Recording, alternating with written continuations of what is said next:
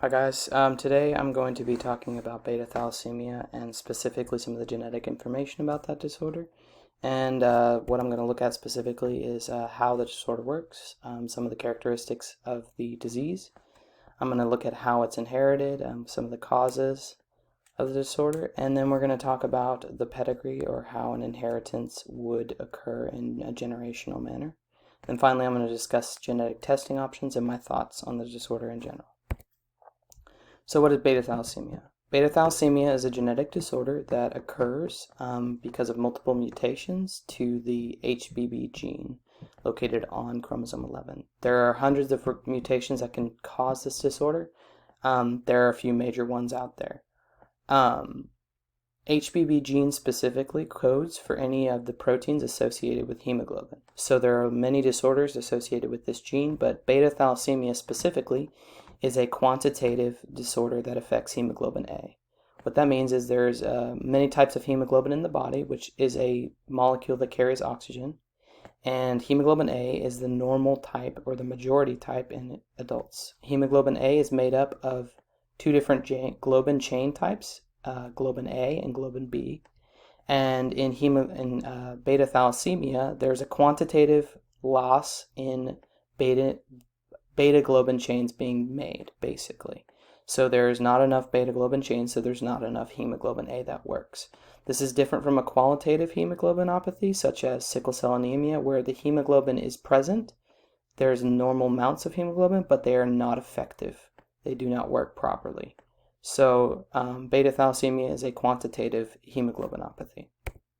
As I said before, it's a lack of functional hemoglobin A, and that results in low oxygen intake, which is not good because your body needs oxygen for the cells to function properly. The way that most people are treated for this is frequent blood transfusions of normal red blood cells with normal hemoglobin in them.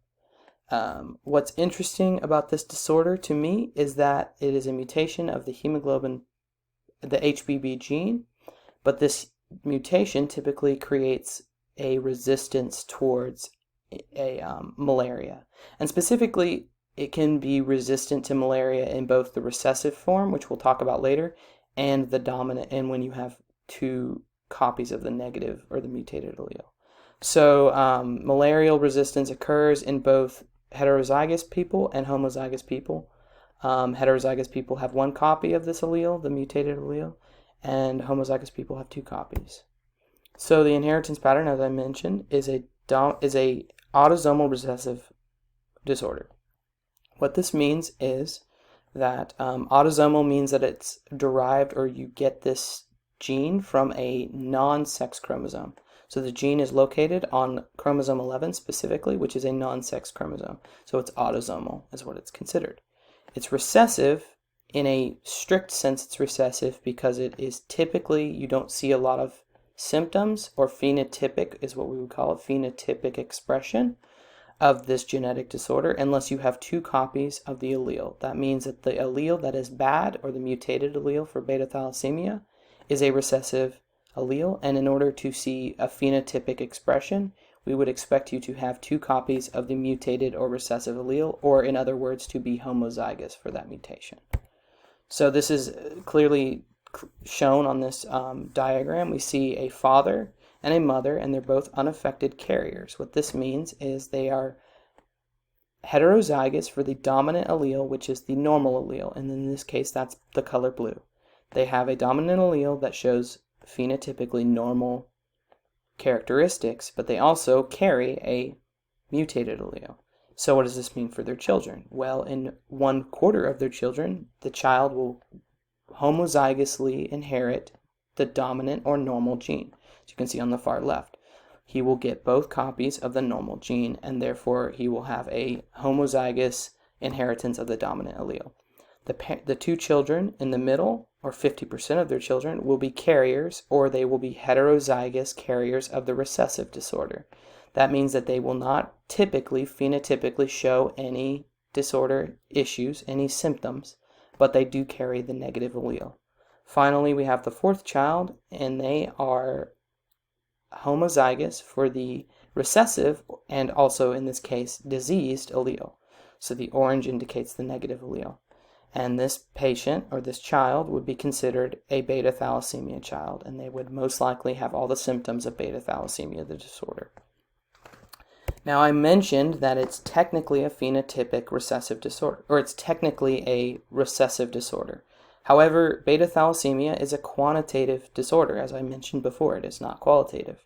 This means that there is a chance that if you just inherit one copy of this disorder, of this mutation, you will present with some symptoms and some phenotypic expression of beta thalassemia. Now, it will not be as severe as somebody who recessively or who inherits two copies of the recessive allele.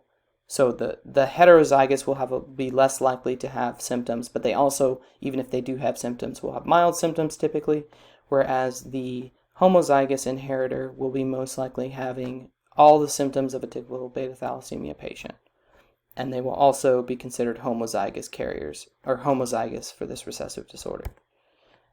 So I'm going to explain the recessive disorder in what we would call a generational fashion using a pedigree.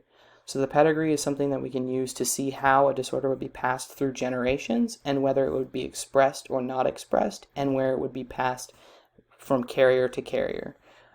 These are used also when you actually are considering having children. If your family has a pedigree for a genetic disorder, you can bring that to counselors to look at, and they do make these in real life. They're not just theoretical. For beta thalassemia, I've generated a pedigree for us to look through. So on this pedigree, I have highlighted the different genotypes, which is whether they are heterozygous, homozygous for normal or recessive alleles.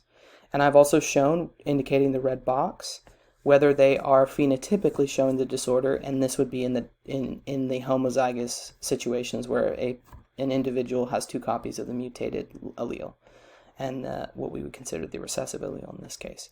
So Bill and Angela are both heterozygous carriers, which means they don't show any of the phenotypic symptoms, but they do pass the gene on to some of their children. On the right, the far right, we can see more children, or two of their children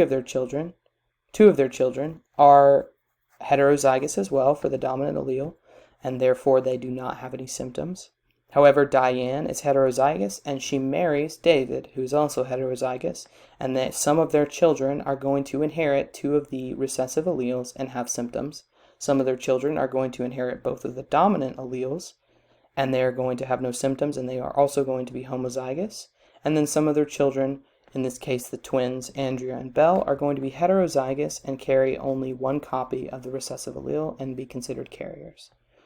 On the left side, you can see that Dan is also a homozygous recessive for the disorder, so he has the disorder phenotypically. He marries Maggie, who does not have even a single copy of the disorder, and therefore none of their children can have two copies of the recessive gene, and therefore will not typically express. However, Andrew is a heterozygous carrier, and he marries Erica, who is also a homozygous for the recessive disorder, and therefore for the recessive mutation, and therefore has two copies and is presenting with the disease, and their child, Finn, also presents with the disease. In this case, Andrew and Erica would probably have a 50% chance to always have a child with the disorder, and they will always have a child who is a carrier at the very least. So none of their children can be dominant for the normal allele. So that's a pedigree, and it gives an example of how these disorders pass through their families. The last discussion point that I want to go through quickly is diagnosis of this disorder and testing options. Specifically, I want to point out that genetically speaking, testing genetically is not necessary for this disorder. There's a lot of primary methods for testing for this disorder post-birth that are extremely effective, and usually, almost always, if somebody has two copies of the recessive allele, they're going to express symptoms and be diagnosed within 2 years of life.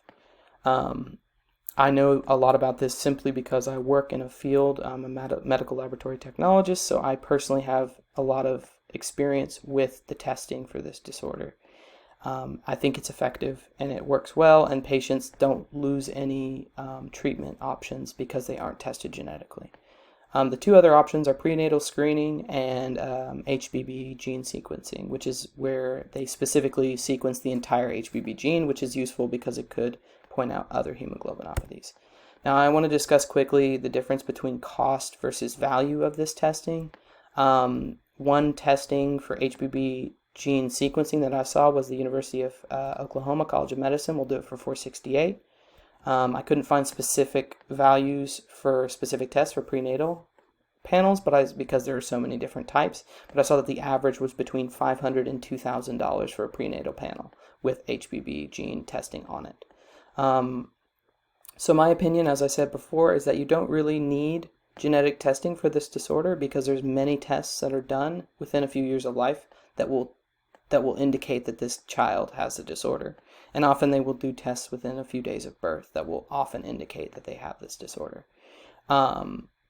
However, I do think that if you are going to be getting prenatal screening, having a panel with this disorder on it is not a bad thing.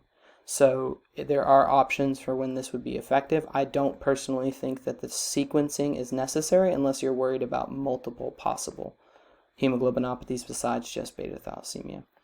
So those are my thoughts on the disorder, and I just hope that you understand a little bit more about this disorder, and I want to thank you guys for taking the time to listen to this. Bye.